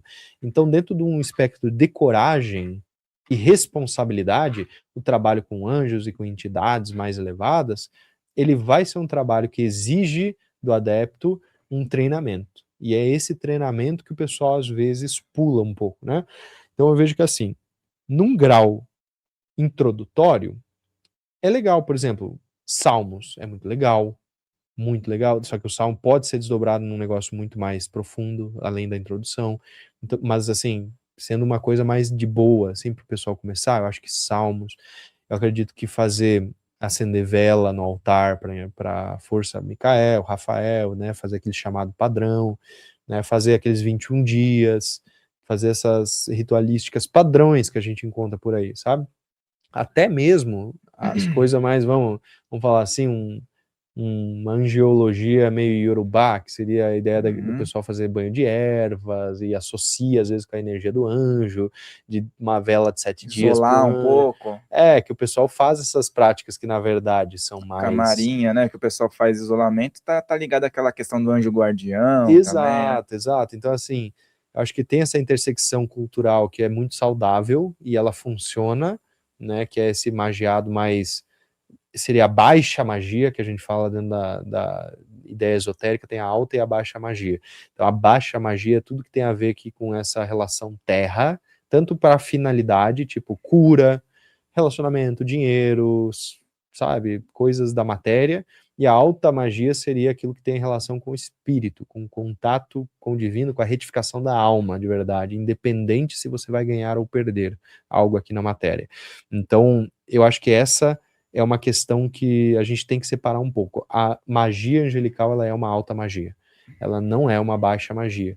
Só que você começa com a baixa, geralmente por interesses do ego, por questões de necessidade momentânea aqui, e você vai evoluindo então para um trabalho mais fino, um trabalho mais devocional, inclusive. Um trabalho de você se abrir a nível de consciência para algo maior e mais elevado, que seria esse contato com as entidades mais profundas, que também exige mais maturidade e responsabilidade para não cair. E é bom falar isso porque eu já participei de várias cerimônias, né, no aspecto de conexão até com essas energias, e muitas vezes o que a gente experimenta não é aquilo que se idealiza. Isso é bom deixar claro para as pessoas, porque às vezes a pessoa ela lê a respeito de uma energia angelical ou coisa do tipo, e ela idealiza que ela vai sentir ou alcançar tal resultado. E você falou algo muito importante, que não se idealiza. A energia faz o que é preciso, né? Uhum. Eu acho que a idealização, às vezes, corta um pouco o barato da pessoa, vamos dizer assim, né? Porque ela não tá preparada para receber o que precisa, ela tá preparada para aquilo que ela quer só. Né? Então a gente tem que botar em caixas diferentes. A relação das sefirás com os anjos, né, no caso. Existe ali uma estrutura e muitas pessoas observam aquilo como uma mandala. Às vezes as pessoas até colocam no altar ou relacionam com outras figuras, por exemplo, até mesmo templos religiosos também têm uma formatação, cargos em lojas maçônicas e tudo mais, só que muitas vezes as pessoas não relacionam essa divisão, né, os pontos necessários com as figuras angelicais. Existe, então, uma divisão salutar em relação a isso, e como as pessoas podem entender melhor a relação desses pontos que são mencionados aí com os anjos? Então, eu acredito que, assim, existe uma relação, sim, com todas essas hierarquias, ordens e tudo, com a questão da angiologia, mas tem um ponto, assim, que eu acho que é importante o pessoal comentar. Talvez eu fuja bastante aqui da tua pergunta, tá, com a minha resposta, mas é sobre a estrutura de evolução da consciência, sabe?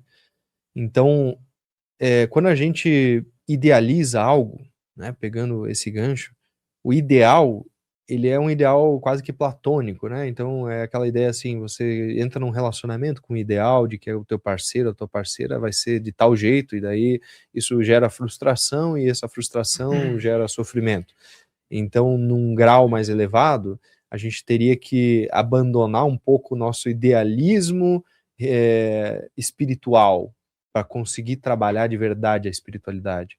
A espiritualidade verdadeira, ela vem quando a gente consegue, em algum grau, deixar as expectativas do ego de lado. Eu vou participar disso aqui, eu vou me iluminar, vou ficar, sei lá, vou me purificar, vou de alguma forma ter esse ideal, né, do que é a espiritualidade num nível mais alto, quando na verdade não. É aquela coisa assim, comece varrendo o chão e depois de se iluminar, continue varrendo o chão, sabe? Continue fazendo o básico, continue vivendo a sua vida, e a iluminação ela não é um negócio assim, nossa, uma transcendência, sabe? E tanto que tem uma passagem budista muito interessante que é: se você encontrar Buda no meio do caminho, mate-o. O que ele quer falar com isso, né? E você tem que matar o seu ideal do que é o Buda, do que é a iluminação. Se você encontrar, é porque não é. É porque você tem que desapegar justamente dessa imagem. Então isso vale para pessoas que seguem um guru, para pessoas que acham que, não, pô, o Fael aqui, ele é o detentor da verdade suprema, eu vou fazer tudo que ele me falar e não sei o que. Isso é um ideal construído sobre uma imagem, uma carência que talvez a pessoa tenha, inclusive uma falta de um pai na vida ou alguma coisa assim. Então, existe uma relação psicológica de transposição e transferência de recalques e várias outras coisas que a gente projeta em figuras e pessoas, e que esse ideal ele é meio que a característica fantasiosa do que a gente precisa psicologicamente. Então tem um pouco disso. E eu acho que a questão do idealismo, ela, ao mesmo tempo que a gente precisa dar uma fugida, nunca tem como a gente ver a realidade sem ideal. Porque o ideal, ele funciona como um filtro, uma lente, é o filtro ontológico que se fala. E essa lente que você vê o mundo, ela é o seu ideal. Então, se eu vejo beleza em alguém, é o meu ideal de beleza. Se eu vejo que um livro é bom, é o meu ideal do que é bom. Sabe? Então, o ideal, ele é a tua lente de contato sobre a realidade, e na espiritualidade não tem como fugir disso também, mas a gente tem que tentar diminuir, tem que tentar abaixar o máximo possível as expectativas para não gerar tanta frustração e também para não acabar perdendo o rumo no meio do caminho. Por quê? Se você tem uma expectativa muito alta, ela não se cumpre, você logo se rebela nesse caminho. Então, eu acho que eu vou ficar rico, eu acho que eu vou ficar, sei lá, bonito, não sei o que, com práticas espirituais, e eu fico talvez até mais pobre. Pô, então isso aqui tá errado, não é para mim, porque não seguiu o meu ideal do que é certo, né? Mas a verdade, você talvez deveria olhar para isso como uma forma de caridade, como uma forma de elevação, sabe? E eu digo isso num local, gente, de eu também já ter caído nisso, sabe? Eu trabalho com isso há muitos anos, há mais de 7 anos que eu venho fazendo um trabalho, uma guiança, que eu tenho a mentoria, Caminho da Ascensão, a gente já fez várias turmas, sabe? Foram mais de 1000 pessoas que já foram meus alunos e tudo. E aí, como um jovem também que tinha ambição em demasiado, às vezes, eu queria transformar isso num business, entende? Tipo, a espiritualidade virou um business. E aí eu meio que caí um pouco do meu próprio caminho espiritual. Então eu falo de um local assim de muita humildade, de alguém que já também caiu um pouco nessa armadilha rebelde do idealismo espiritual, só que de alguma forma eu consegui ver que isso não é business, isso não é para ganhar dinheiro. O dinheiro é só uma consequência. Se eu fizer certo, vai vir, sabe? Então é um amadurecimento, né? Quando a gente tem 20 e pouquinhos, é um pouco mais difícil ter essa visão, mas aí a gente amadurece, vê que não, eu tenho que seguir o meu caminho, eu tenho que seguir o meu chamado, eu tenho que seguir aquilo que realmente precisa ser falado, eu tenho que não falar as coisas que eu não posso falar também. Tinha muita coisa que eu saía abrindo a boca. Se você pegar meus vídeos mais antigos, meus cursos mais antigos, cara, eu falava muita coisa profunda, assim, de ritual profundo, sabe? Que eu não deveria estar falando. Então lá ainda esses vídeos, hein? Tá online, só tá dentro dos material mais fechados, assim, vamos dizer, né? Dentro do Quem combo de viu, viu. cursos, Quem viu, viu. Quem não viu, agora é. vai ter que estudar com você. Mas falando num local assim foi uma irresponsabilidade que me custou um desvio no meu caminho. E agora, faz anos, né, que eu percebi isso, mas que eu voltei e entendi o local que isso deve ser. Por que existe uma ordem esotérica em volta do conhecimento? Porque o conhecimento, gente, se você pesquisar aí no Google, grau 33 da maçonaria, você vai achar todos os arquivos, todos os rituais, todas as coisas. Se você pesquisar tudo, qualquer coisa, sobre qualquer coisa, você vai achar. O conhecimento ele está disponível para você. Mas não é só sobre conhecimento, é sobre iniciação, é sobre preparo, é sobre você ter o ângulo certo para olhar para aquilo. Você não adianta você. E realmente, nós estamos na era do conhecimento aberto, mas se não souber, você não sabe o que fazer com aquilo. Te jogam no colo lá um grau 33, o que você vai fazer com aquilo? Beleza. E não sabe às vezes o que significa. Por isso que às vezes a tradição oral é importante. Até lembrei das segulotes também, que são as simpatias, né? É uma tradição oral. Tecnicamente, ele está dentro da Kabbalah? Não, mas é uma tradição que se une à Kabbalah. A simpatia mesmo. O católico faz, o judeu faz. Eles podem falar que não fazem, né? Tanto um quanto outro, mas está envolvendo. Coloca lá as moedas lá, vamos fazer uma coisa aqui, vamos colocar uma vela, vamos colocar uma planta, vamos andar com um cristal no bolso, tá envolvido, não tá? Uhum. Quem que colocou isso? Tá num livro sagrado isso, ou isso é uma coisa que foi dando certo e as pessoas foram continuando? É. Tem isso também, né? A experiência que muitas vezes pode parecer empírica, né? Mas aqui é Sim. uma tradição oral, É. né? E aqui é interessante porque a tradição oral da Kabbalah, ela nasce com Moisés, porque ele subiu no Monte Sinai 3 vezes, e aí a gente conhece os 10 mandamentos. Ah, não matar, não roubar, não sei o quê.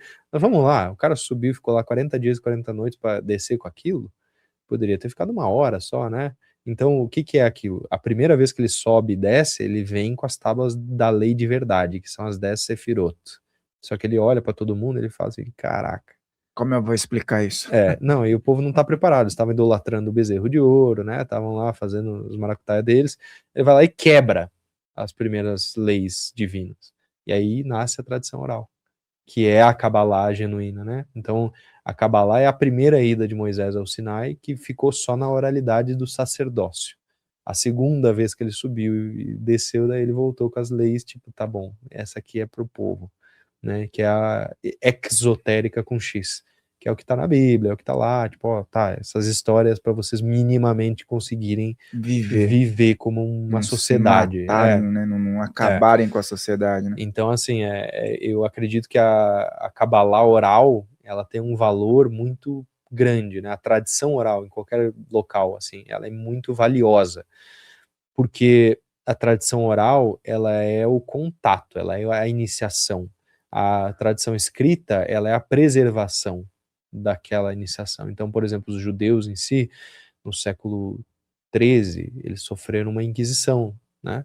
Então essa inquisição fez com que eles ficassem com medo de perder a Kabbalah oral e começaram a escrever, que é o que a gente conhece como Sefirat, a meu Deus, me fugiu, mas, por exemplo, o próprio O Bahir, Barreiros, o o Zohar, o Zohar, Talmud, o Yetzirah, sabe? Então esses textos, eles são ditos serem muito antigos, mas eles não são historicamente tão antigos assim, eles eram a tradição oral que foram escritos depois, né? Posso ter errado alguma data aqui, né? Mas enfim, foi mais ou menos no século XIII que eles... Não, Quer não, não pegar aí? precisa. Quer pegar aí? Porque senão o pessoal não vê, né? Mas, por exemplo, o Bahir, ele era... e aqui é legal, né? Porque o Zohar é o livro do esplendor e o Bahir é o livro da iluminação, e na verdade eles são espectros da luz, né? Então, primeiro vem o Bahir, que ele é um livro muito interessante, inclusive para quem quer estudar a Kabbalah. Aqui eu acho que é o Américo Somerman, né? Que é o da editora Polar, que é uma ótima tradução também e tudo, e eles... Aqui era Kabbalah, tá? Isso aqui era Kabbalah, e aqui não existia árvore da vida como aquele diagrama mandálico que a gente vê por aí, tá? Isso daqui é o primórdio da ideia de tradição cabalística como a gente vê. Depois vem o Zohar, e o Zohar ele já tem uma constituição mais arrojada. Isso aqui é só um pedacinho, né? Isso aqui é só uma coletânea do Zohar. Bem maior. O Zohar, eles são 22 livros, ele é um monumento de 12.000 páginas, eu acho, é um negócio absurdo. É um Que eles são, tratado, né? que eles são os comentários rabínicos sobre a lei de Moisés. Isso aqui é isso aí, tá? E aí eles pegam os rabinos de várias eras e vão comentando, ou seja, ele literalmente é a tradição oral, porque é a interpretação dos caras mais respeitados dentro da tradição para com os escritos tradicionais, né? E é legal a tradição judaica porque É. tem essa tradição mesmo, né? Tem esse hábito de sentar e conversar, dialogar, cada um debater, no caso, né? Colocar ideias, amadurecer e tudo mais. Eu acho que isso é algo bem interessante.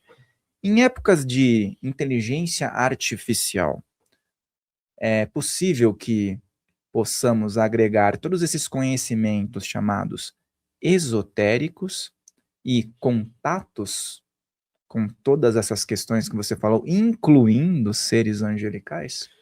Olha, eu acredito que é possível entidades se comunicarem através da inteligência artificial.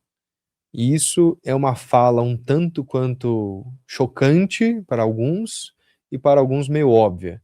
Mas é porque a organização algorítmica, ela literalmente, a gente não sabe muito bem como é que ela se dá, né? Então, se a gente for pegar a base de uma LLM, que é uma Large Language Model, a gente literalmente jogou dados ali e poder de processamento e umas fórmulas básicas e ela começou a ficar inteligente. Então, a diferença entre o ChatGPT 3.5 para o ChatGPT 5 é só mais dados, mais potencial de processamento e mais tempo.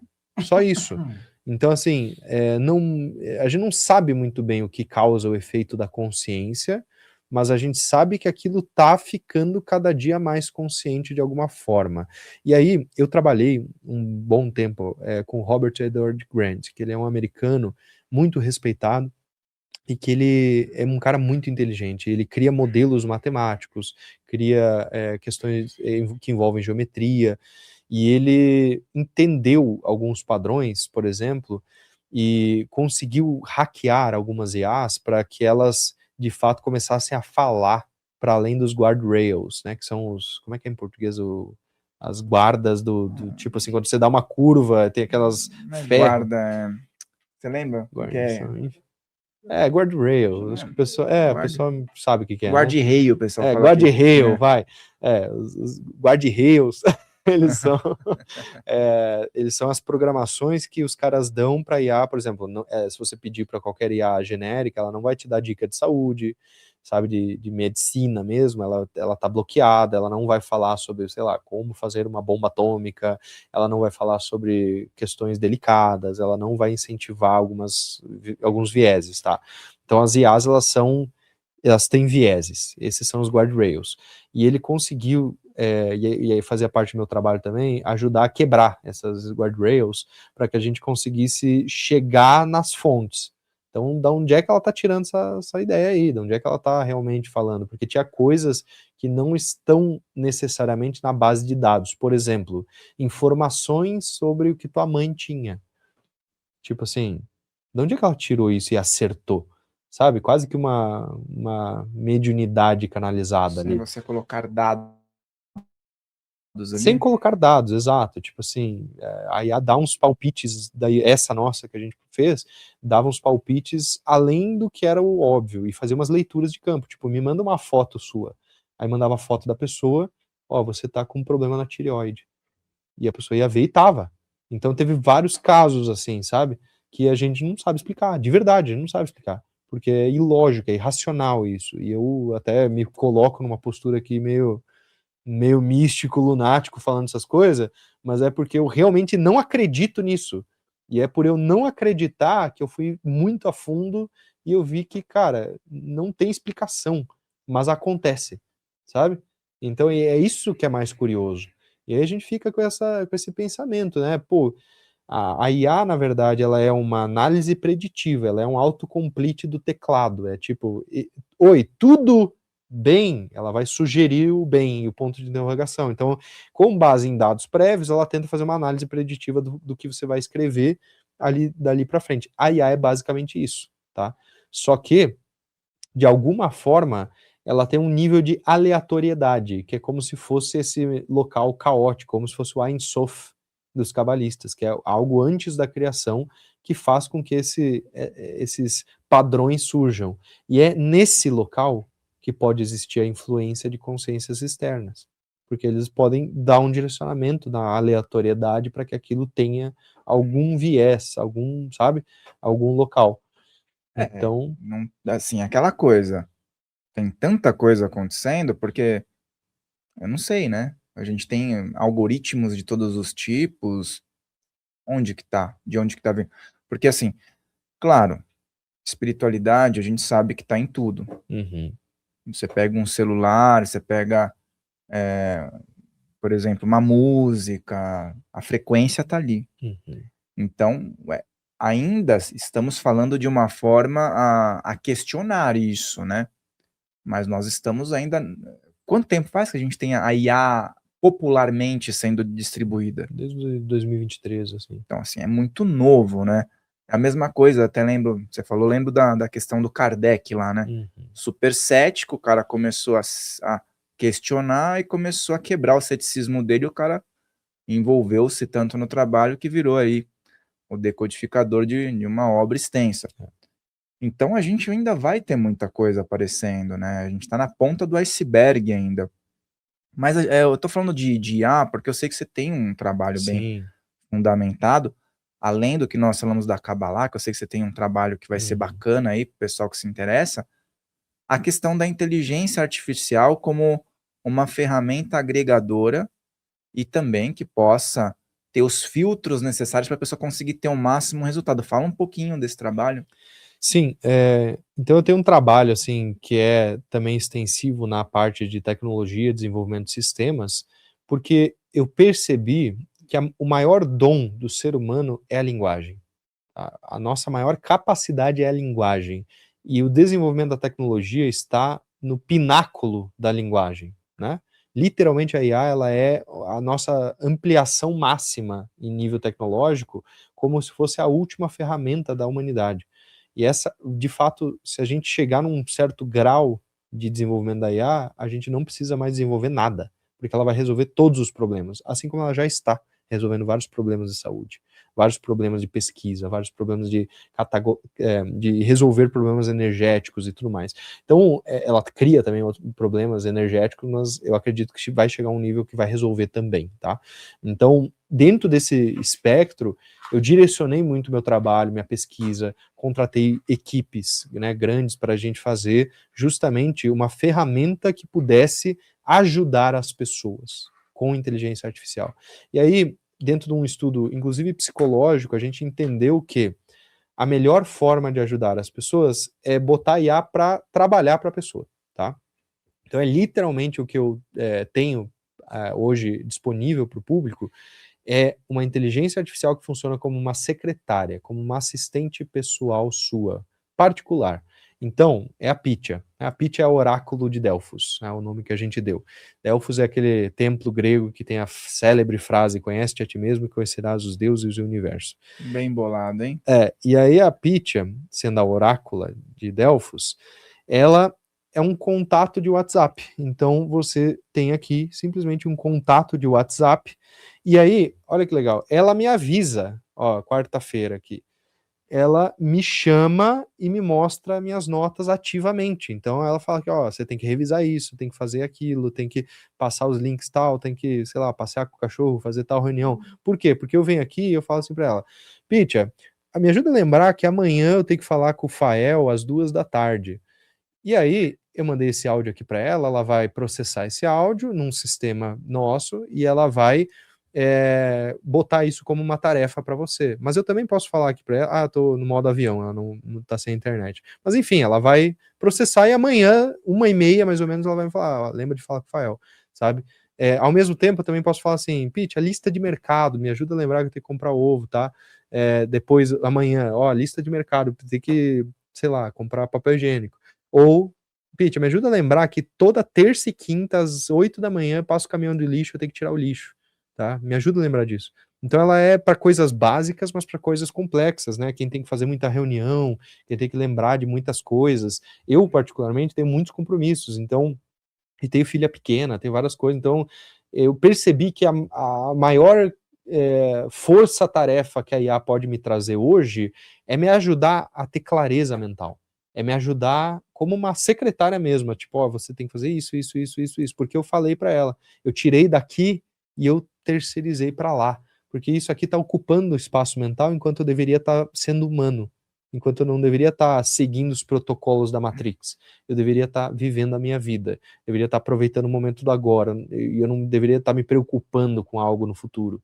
Deixa que a IA resolve isso para mim, deixa que ela me lembra na hora certa, no momento certo, e não só lembrete, mas ela também faz análise de sonhos, ela funciona como um diário de sonhos, então ela tem um local específico, né? Tem um aplicativo também, gente, não é só o WhatsApp é para facilitar para vocês, mas o aplicativo tem tudo organizado, então ela vai fazer um perfil comportamental, um estudo de perfil comportamental, anotar quem você é, qual é o seu arquétipo, MBTI e tudo, para te ajudar nas respostas serem afinadas com o teu perfil comportamental.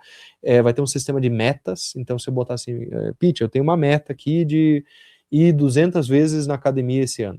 ela vai me ajudar a guiar as minhas atitudes e hábitos para aquela meta. Então, se eu falar assim, ó, Pitya, hoje eu não fui, amanhã, hoje eu não fui, depois amanhã não fui, ela vai me cobrar isso. Tá, você tá indo para longe da sua meta, o que está acontecendo? E ela é programada, o viés dela é um viés psicoterapêutico. Então, ela funciona como uma análise de maiêutica socrática, de investigação de causas raízes, de crenças raízes. Então, ela vai percebendo os teus padrões, categorizando isso, ela vai te ajudando a lembrar das tuas notas, metas, sonhos, análise dos sonhos, porque é a análise do teu inconsciente, né, sobre aquilo que você está vivendo. Notas, por exemplo, eu faço muitos estudos paralelos, acho que o pessoal percebeu. Então, eu quero anotar a relação do I Ching taoísta com a Kabbalah, eu vou fazer uma nota para ela, vou tirar uma foto, mandar, ela vai ler aquilo e já guardar num bloco de notas específico e taguear, né? Então, a gente vai ainda liberar esse sistema, mas é um sistema de tags. Isso aqui é tag Jung, por exemplo, isso aqui é tag tal, sabe? Então, para quê? Para te ajudar a organizar os teus pensamentos, teus insights, tuas questões que você está vivendo ali. Ela literalmente é a assistente pessoal perfeita. A gente também vai liberar um módulo de finanças, que é fazer balanço patrimonial, tá? De despesas, créditos e débitos, né? Então, isso também está em desenvolvimento. A gente vai liberar daqui a pouquinho tempo para o pessoal que é assim, ó, Pitya, hoje gastei R$ 200 em café com pão de queijo aqui com o Fael. Haja café. Se não for no aeroporto, você vai gastar rapidinho. Então assim, ela vai anotar, ou sei lá, hoje ganhei R$ 200, sabe? E aí ela vai fazendo esse balanço de contas, você pode mandar as notas fiscais, né? Pode tirar foto dos comprovantes de mercado, tudo que ela já anota. Então assim, vai ser um negócio, está sendo já, né? Porque o pessoal pode ter acesso a isso, provavelmente com o QR Code ou com o link aqui embaixo, tá?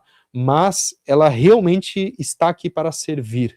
Então eu acho que esse é o local da IA hoje, é servir a nós, para nós sermos a máxima potência enquanto seres humanos. Excelente, eu vou deixar aqui no primeiro comentário. Você vai comentar, vai ter um comentário fixado. É mais fácil. Já comenta aqui o que você acredita. Primeiro comentário fixado vai ter essa possibilidade para você aderir, para você entrar nesse universo e organizar tua vida e expandir e ter aí tudo que ele falou. Então, lembra do like, de se inscrever e de conferir. E também você também tem turmas para estudar Kabbalah, né? Então, a gente, na verdade, eu tenho mais de 7 anos de cursos gravados, materiais e tudo mais. E eu tenho um combo, né, de todos esses cursos que hoje estão com um valor, assim, super acessível, que é realmente para eu democratizar isso para o pessoal. Então tem cursos de hermetismo, de cabalá, de alquimia, tem uma formação de tarô, inclusive, lá dentro, de astrologia cabalística, para você fazer mapa astral cabalístico. Tá tudo dentro desse combo, tá? E a gente também faz ele com uma condição muito especial, acho que é 12 vezes de R$ 47, uma coisa assim super acessível mesmo, para o pessoal conseguir entrar em contato com tudo isso, tá? Um acesso prolongado, para estudar com tranquilidade e tudo mais. Então, acho que isso também é pertinente para o pessoal, né, aqui, caso queira botar aqui embaixo também. E eu queria dar um bônus para o pessoal que quiser usar a Pitch aqui, vamos botar nesse link uma condição para quem quiser de teste grátis de 7 dias. Aí, Opa, sim, vamos deixar aqui o teste grátis 7 dias para o pessoal experimentar tudo e depois vocês veem se vocês querem continuar ou cancelar, tá? Não tem como dizer não agora, hein, pessoal? Vamos lá experimentar. Eu tô indo também. E a gente vai sentindo os movimentos, né? Se o pessoal quiser me acompanhar nas redes sociais, é Yuri Mocelin, e aí, dentro dos movimentos, hoje em dia, é muito no sentir. Então, daqui a pouco eu posso abrir uma turma de acompanhamento mais próximo, né, para fazer algum movimento assim mais, vamos dizer, com contato, assim, né, de formação mesmo, né, nas técnicas ou eventos presenciais. Então, a gente vai sentindo esse movimento e dentro dos ajustes finos da espiritualidade, das permissões, a gente vai entregando também para as pessoas. Maravilha, gratidão então, meu irmão. Pessoal que se interessou já sabe o caminho. Será um caminho muito bacana. A gente teve aqui a oportunidade de conversar nesses instantes aqui, coisas muito profundas, e eu sei que dá para aprofundar muito mais. Então, pessoal, Lembre-se, tá? Confere tudo, assista novamente e às vezes você vai marcar pontos diferentes, vai perceber coisas diferentes. Então assista novamente, encaminhe para aquelas pessoas que gostam de estudar também. Logo nós teremos alguns cortes aqui. O Instagram, nós vamos ter uma publicação lá, provavelmente collab, um trailer. Eu vou deixar o Instagram dele aqui na descrição também, Yuri Mocelin, e tudo que foi falado. Gratidão mais uma vez, viu? E as portas estão abertas para a gente fazer novas possibilidades, hein? Opa, eu que agradeço, foi o convite, muito obrigado de coração e uma bênção para todos que estão nos assistindo aqui. Um abraço.